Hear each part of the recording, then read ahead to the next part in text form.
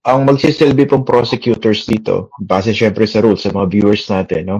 Yung mga House members, kayo magpo-prosecute, yung mga senador, ngayon yung kukumbinsihin ninyo whether to convict the Vice President. Paano po ba nabuo itong inyong prosecution team at miyembro kayo nito, no? 11-member prosecution team. Well, ako po'y minention lang nung ito'y pinresent ni Majority Floor Leader Manix Dalipe sa plenaryo at pinresent nila yung mga suggested prosecutors nila. So, siguro kaya ako naisama because of the familiarity dito sa ilang mga articles, no? Dito sa impeachment complaint. Ganon din siguro yung ibang mga kasama namin dito because of their familiarity rin. Kasi kung maalala rin ninyo, si Congresswoman Jinky, si Congressman Akop, si Congressman Rog, si Congressman Jill, si Congressman Kit, halos lahat kami very active na nagpa-participate dito. Some of them are also very active in participating doon sa Quadcom. So, may mga nadagdag lang, mga talagang mahuhusay din naman, hindi mo rin matatawaran yung kanilang mga kalidad bilang mga abogado at bilang mga mambabatas. Ang sabi po ni Senator Cheese, June 2 yung start niyan. Tama pa, no? June 2. Okay. Yun po yung sinabi. Ang iniisip ko lang, kasi di ba lahat kayo, tatakbo kayo, di ba? So, tama po. Pwede maapektuhan yung composition ng prosecution team, tama ba? Depende sa resulta ng May 12, 2025 elections. Tama po kayo. So, paano po yun? So, how are you preparing for that? Well, siyempre, unang-una, sana manalo kami. Ma-re-elect kami lahat, di ba? So, yun naman talaga ang number one na... Dapat manalo para buo. Oo, para manalo. Kung hindi naman, siguro ako naniniwala ako, no, na kung may mga hindi naman sa amin papalarin, baka po pwedeng isama pa rin sa mga private. Kasi mag-hire din naman yan ng mga private lawyers. So, po pwede rin naman sila sumama doon. So, yung mga mariretain, at kunyari, let's say, nabawasan kami, dun sa 20th Congress, kukuha rin kami ng mga bagong mga miyembro. Ganun ang mangyayari niyan. Kasi ang nakalagay sa rules namin talaga, 11 Opo. Tapos pwede kayo mag-hire nga ng private prosecutors. Yes. Pero tama, di ba? Ang tatayo lang dyan yung mga kongresista sa mismong trial.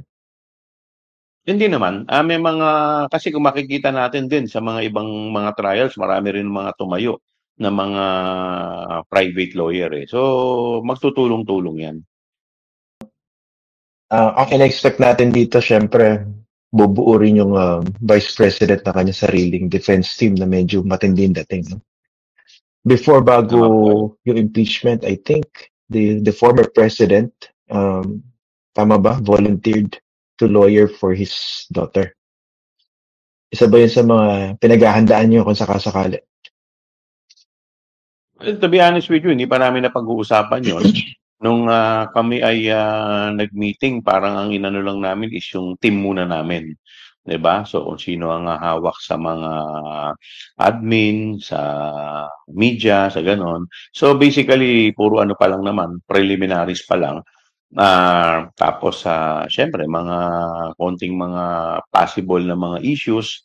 Pero ano pa lang naman yan kumbaga simula pa lang naman. But hopefully sa mga susunod na meeting namin, doon na makikita kung ano yung mga gagawin naming strategies, kung ano siguro yung mga ine-expect namin. Antayin din natin kung bubuo rin ng team ng kabila, kung sino yung mga team na bubuuin nila. Kaya yun ang paghahandaan yun. Kaya ako natanong yan kasi kung kukunin niya si dating Pangulong Rodrigo Duterte, he's not necessarily the best of lawyers. Pero the way his behavior when he appeared in the Senate, tipong mukhang dinagay ibang mga senador doon at very sa kanya, no? Very accommodating. Baka maging factor yan in an impeachment trial. Yun naman iniisip ko. Ano ba sa inyo? Well, pwede rin naman gawin nilang strategy yun. At saka, syempre, alam din naman natin na bago naging politiko si former President Rodrigo Roa Duterte, dati rin siyang prosecutor. So, matagal din siya naging prosecutor. Kaya medyo masasabi natin na talagang eksperyensadong prosecutor din ito si former President Digong. Ano pong tingin niyo rin sa June 2 schedule ng Senado? Would that be Kasi favorable to... Opo.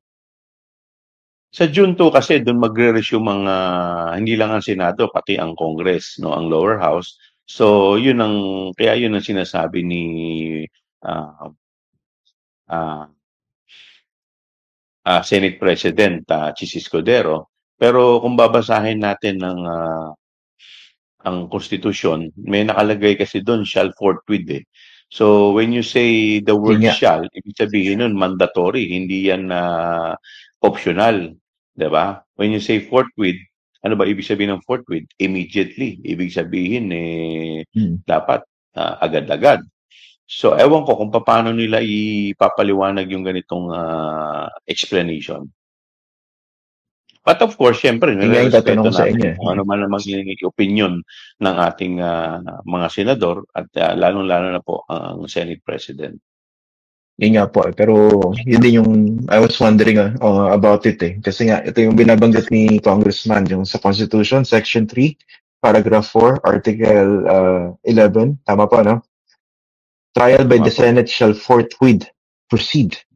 So, ibig sabihin, kung susundin yung letter of the law dito sa Constitution po natin, kahit in-impeach na siya bago shortly before the break, pwede namang mag-reconstitute yung Senado, but this time as an impeachment court. Tama po ba?